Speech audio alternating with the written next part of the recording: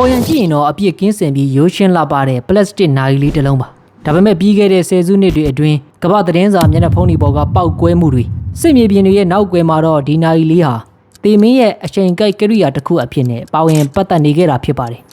အဲ့ဒါကတော့ Casio F91W ပဲဖြစ်ပါတယ်ဒီလိုထူးဆန်းလို့တဲ့သမိုင်းကြောင်းတွေကြောင့်ပဲဒီနိုင်လေးရဲ့နောက်ကွယ်မှာစမ်းကြဲတဲ့ကောလာဟာလာတွေစစ်စင်ရေးတွေနဲ့ဟိုးလေးတကြောဖြစ်ခဲ့ပါတယ်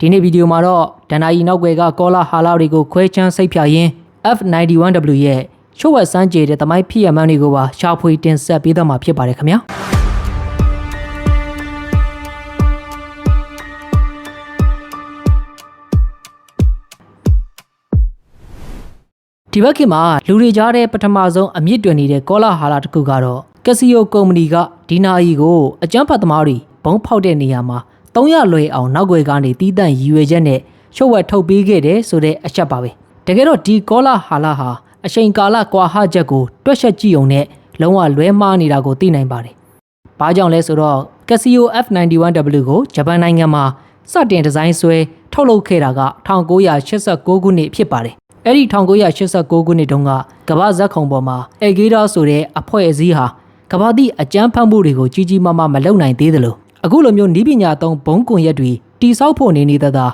အာဖဂန်စစ်ပွဲအပြီးအစပြိုးကာစားအဆင်ပဲရှိပါသေးတယ်။ဒီနိုင်ကိုအကြမ်းဖက်သမားတွေအချိန်ကိုက်ဘုံတွေမှာအလုံးအရင်နဲ့စတင်အသုံးပြုလာတယ်လို့အမေရိကန်ထောက်လှမ်းရေးတွေစပြီးသတိပြုမိတာက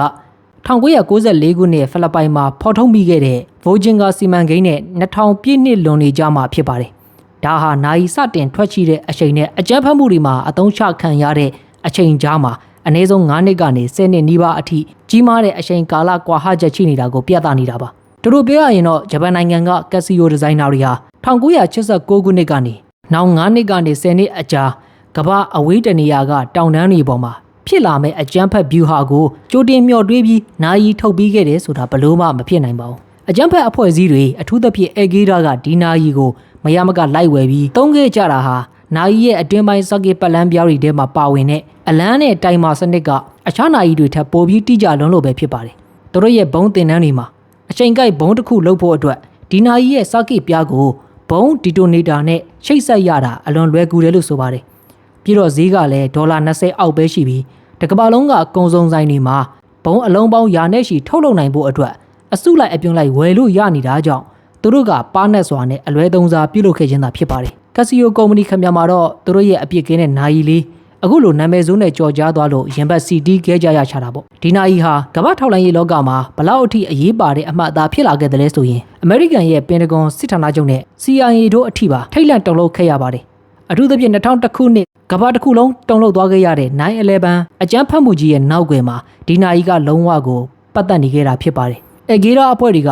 အာဖဂန်နစ္စတန်ကသူတို့ရဲ့စစ်သည်နှန်းစခန်းတွေမှာဘုံလုံးဒီသင်တန်းစင်းနဲ့တိုက်ခိုက်ရေးသမားတိုင်းကိုဒီ Casio နာယီတစ်လုံးစီမဖြစ်မနေထုတ်ပေးခဲ့တာကြောင့်ဒီနာယီဟာသူတို့အဖွဲ့ရဲ့အစစ်မြင့်ဘွယ်နင်းသပင်လက်မှတ်တစ်ခုလိုမျိုးဖြစ်နေခဲ့တာပါဝီကီလီကနေပေါက်ကြားလာတဲ့အမေရိကန်စစ်တပ်ရဲ့ချို့ဝက်စာရွက်စာတမ်းတွေအရကြော်ကြားလာတဲ့ဂွာဒါနာမိုအကျဉ်းထောင်ထဲမှာဖမ်းဆီးထားတဲ့တန်တရားရှိသူတဦးရဲ့လက်ကောက်ဝယ်မှာဒီနာယီကိုပတ်ထားတာတွေ့ရုံနဲ့တင်အမေရိကန်စစ်ထောက်လှမ်းရေးတွေကဒါဟာအေဂီရာရဲ့ဘုံသင်တန်းစင်တစ်ယောက်ဖြစ်နိုင်တယ်ဆိုပြီးတန်တရားစရင်တဲ့တတ်မှတ်စစ်ကြောရေးတီးတန့်လုပ်ခဲ့ကြတဲ့အထိပါပဲဒီအချက်ကစစ်မြေပြင်မှာတင်မဟုတ်ပဲအမေရိကန်ရဲ့လေဆိပ်တွေအထိပါရိုက်ခတ်မှုအကြီးအကျယ်ရှိခဲ့ပါတယ် 9/11 နောက်ပိုင်းအမေရိကန်လုံခြုံရေးဌာန TSA ဝန်ထမ်းတွေရဲ့ရှုပ်ဝက်လက်ဆွဲစာအုပ်မှာ F91W ကိုအန်ဒရယ်ရှိအချက်ပြတစိမ့်အဖြစ်တရားဝင်ထည့်သွင်းခဲ့ပါတယ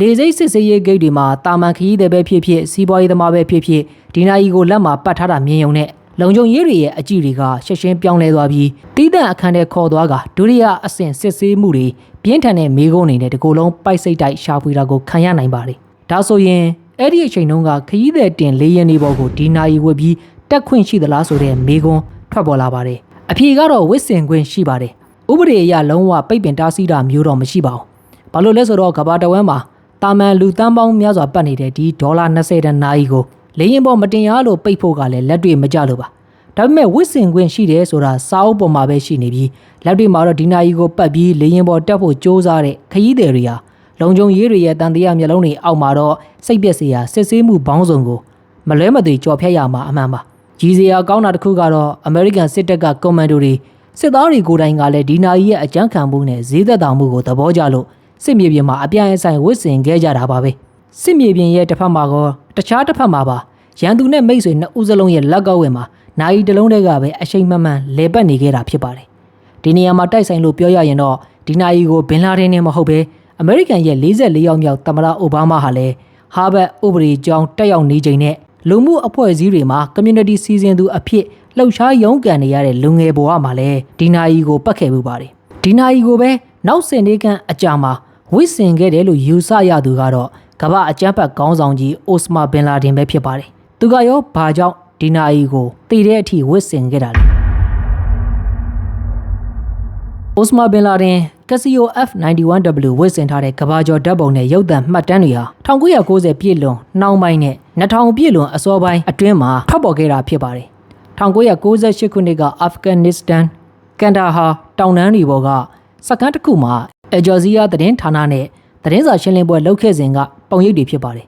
2000ခုနှစ် 9/11 တိုက်ခိုက်မှုကြီးအပြီးအမေရိကန်စစ်တပ်ကိုစိန်ခေါ်တဲ့ဗီဒီယိုမိန့်ခွန်းတွေထုတ်ပြန်တဲ့အချိန်တွေမှာလည်းဒီနာယီကိုသူ့ရဲ့လက်ကောက်ဝဲမှာအမြဲတမ်းပတ်ထားတာကိုတွေ့ရမှာဖြစ်ပါတယ်။ဒါကြောင့်ပဲအင်တာနက်ပေါ်မှာနောက်ထပ်ကောလာဟာလာတစ်ခုထွက်ပေါ်လာပါတယ်။အဲ့ဒါကတော့ဒီနာယီကိုပတ်ထားရင်အမေရိကန်ရဲ့နည်းပညာမြင့်ဂျိုဒူးတွေရှေယာကန်ဆက်တွေကလုံးဝရှာမရနိုင်တော့ဘူး။နာယီကလှိုင်းတွေကိုဖျက်ဆီးပစ်နိုင်တယ်ဆိုတဲ့ကောလာဟာလာပဲဖြစ်ပါတယ်။တကယ်တော့အဲ့ဒီလိုမဟုတ်ပါဘူး။ F91W ဟာရိုးရှင်းလာတဲ့ Quest Digital စနစ်ဖြစ်တာကြောင့် Bluetooth Wi-Fi ဒါမှမဟုတ် Cellular လိုမျိုးဘလို့အချက်ပြလိုင်းတွေကိုမှအပြင်ကိုမလွတ်နိုင်ပါဘူးအခုခေတ် smart နာယီတွေလိုမျိုး share ခံလို့ရမယ့် data တစုံတရာထုတ်မပေးနိုင်တဲ့အတွက်လျှက်စစ်တန်လိုက်လိုင်းရှာဖွေတဲ့စနစ်တွေနဲ့ဖိုင်ရခတ်တာကတော့နီးပညာအရာမှန်ပါတယ်အဲ့ဒီတုန်းကဘယ်လက်ပတ်နာယီမှ share ခံစနစ်မပါဝင်သေးသလိုဘင်လာဒင်ကိုဆယ်စုနှစ်တစ်ခုမှကအမေရိကန်စစ်တပ်ကဖမ်းမရခဲ့တာကလည်းဒီဒေါ်လာ20တန်နာယီလေးကမော်ဆန်ဆန်ကာကွယ်ပေးထားလို့မဟုတ်ပါ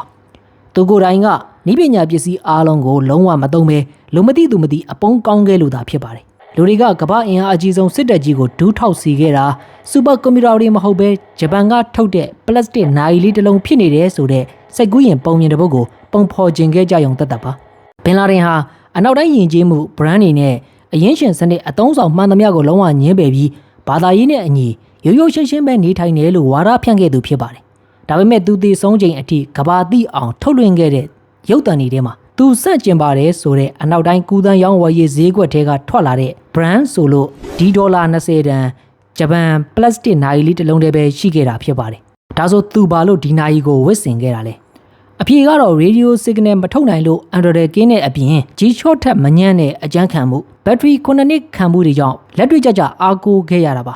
ါပြီးတော့မွတ်စလင်ဘာသာဝင်တဦးအနေနဲ့နေ့စဉ်9ချိန်ဝတ်ပြုဖို့တိကျတဲ့အချိန်မှတ်စနစ်နဲ့တထောင်စီအထိရေဆေးရတဲ့ထုံးစံတွေလုပ်တဲ့အခါနာယီကိုရွှတ်စေရမလို့ပဲရေဆိုးခံနိုင်စွမ်းတွေကဒီဒေါ်လာ20တန်နာယီလေးကိုတည်တဲ့အထိပတ်သွားဖို့လုံလောက်တဲ့အကြောင်းရင်းတွေပဲဖြစ်ပါတယ်ခင်ဗျာ